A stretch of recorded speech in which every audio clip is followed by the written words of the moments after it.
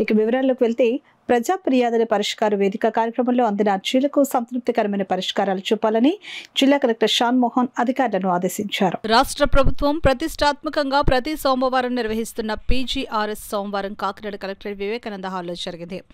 ఈ కార్యక్రమానికి జిల్లా collector Shan Mohan, JC Rahul Meena, trainee collector Manisha, జిల్లా రెవెన్యూ అధికారి J Venkatarao, housing PD NVV Satyanarayana, BC corporation ED A Srinivasarao, CPO P Trinath ఇతర అధికారులతో కలిసి హాజరై జిల్లా చుట్టుప్రక్కల నుండి వచ్చిన ప్రజల నుంచి వినతులు, అర్జీలను స్వీకరించారు. ఈ అర్జీలను ఆయా శాఖల అధికారులకు సూచిస్తూ వాటిపై సత్వరం సమగ్రమైన విచారణ చేపట్టి తగిన పరిష్కారం అందించాలని అధికారులను ఆదేశించారు. ఈ సందర్భంగా జిల్లా కలెక్టర్ షాన్ మోహన్ మాట్లాడుతూ ప్రతివారం నిర్వహిస్తున్న ప్రజా ఫిర్యాదుల పరిష్కార కార్యక్రమం పురోగతిపై రాష్ట్ర ప్రభుత్వం ప్రత్యేక దృష్టి పెట్టిందని అన్నారు.